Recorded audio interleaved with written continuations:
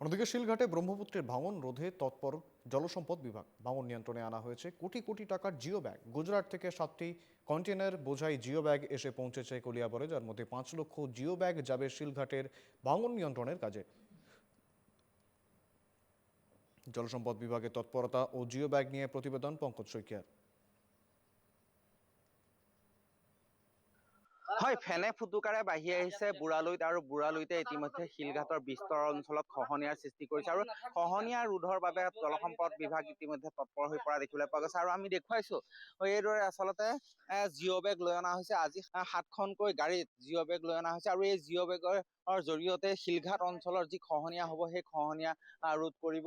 আৰু আমাৰ তথ্য অনুসৰি প্ৰায় 26 গাড়ী এইদৰে আচলতে জিঅ' বেগ আহিব, 5 লাখ জিঅ' বেগ আহিব আৰু এই 5 লাখ জিঅ' বেগে এই শিলঘাটৰ যি বিস্তীৰ্ণ অঞ্চল সেই অঞ্চলৰ খহনীয়া ৰোধৰ চেষ্টা কৰিব।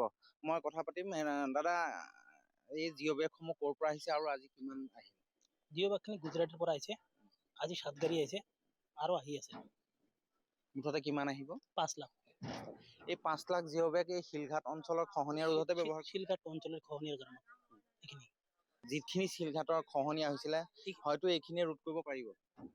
লাগিলে আৰু আহি যাব। এতিয়া আমাৰ 5 লাখে আহি আছে আৰু লাগিলে যেতিয়া লাগে তেতিয়া আৰু আহি যাব, অৰ্ডাৰ দিব। জলসম্পদ বিভাগ তৎপৰ হৈছে আৰু হয়। নিশ্চয়কৈ আমি দৃশ্যটো পুনৰবাৰ দেখুৱাম। 7খনকৈ যি কণ্টেইনাৰ বাহন, সেই কণ্টেইনাৰ বাহনত ইতিমধ্যে জিঅ' বেগ লৈ অনা হৈছে আৰু এই জিঅ' বেগখিনিয়ে খহনীয়া ৰোধত যথেষ্টখিনি সহায়ক হ'ব। ইতিমধ্যে জলসম্পদ বিভাগ তৎপৰ হৈ পৰা দেখিবলৈ পোৱা গৈছে। আৰু ক'ব লাগিব আচলতে কেইবা সপ্তাহো ধৰি এই শিলঘাটৰ বিস্তীৰ্ণ অঞ্চলত যি খহনীয়া, সেই খহনীয়া হৈছিলে। আমি ইতিমধ্যে যি বাতৰি, সেই বাতৰি পৰিৱেশন কৰিছিলোঁ। তাৰ পিছতে এতিয়া দেখা পোৱা গৈছে যে জলসম্পদ বিভাগ তৎপৰ হৈছে। তেওঁলোকে জিঅ' বেগসমূহ আনিছে আৰু এই যি জলসম্পদ বিভাগৰ জিৰণি ঘৰ আছে, সেই জিৰণি ঘৰতে ইতিমধ্যে জিঅ' বেগসমূহ মজুত কৰি ৰাখিছে। ইয়াৰ পৰাই শিলঘাটৰ যি খহনীয়া অঞ্চল আছে, সেই খহনীয়া অঞ্চললৈ জিঅ' বেগসমূহ লৈ যাব। বনুৱাসকলে আমি দেখুৱাইছো এইদৰে আচলতে কণ্টেইনাৰ বাহনৰ পৰা জিঅ' বেগসমূহ নমাই আছে। আৰু ক'ব লাগিব আচলতে শিলঘাটৰ এই অঞ্চলটোত খহনীয়াই কালৰূপ ধাৰণ কৰিছিলে।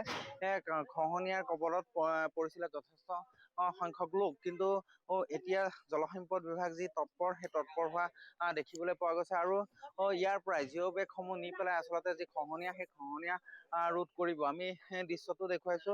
আচলতে জলসম্পদ বিভাগৰ লগতে যি ঠিকাদাৰী প্ৰতিষ্ঠান আছে, সেই প্ৰতিষ্ঠানসমূহ তৎপৰ হৈছে। সকলোৱে জিঅ' বেগসমূহ লৈ আনিছে আৰু এই জিঅ' বেগসমূহৰ জৰিয়তে ইতিমধ্যে কিন্তু খহনীয়া ৰোধৰ ব্যৱস্থা কৰিব আৰু শিলঘাটৰ যি বিস্তীৰ্ণ অঞ্চল আছে, এই বিস্তীৰ্ণ অঞ্চল খহনীয়াৰ পৰা ৰক্ষা কৰিব। আৰু বৰ্তমান 7 গাড়ীকৈ যি জিঅ' বেগ অনা হৈছে আৰু 19 গাড়ী জিঅ' বেগ ইতিমধ্যে আহি আছে। আৰু 19 গাড়ী জিঅ' বেগ অহাৰ পিছতে যি খহনীয়া অঞ্চল আছে, এই খহনীয়া অঞ্চলত শ্ৰমিকসকলে খহনীয়া ৰোধৰ কাৰণে তেওঁলোকে যি ব্যৱস্থা যাৱতীয় সেই ব্যৱস্থা গ্ৰহণ কৰিব।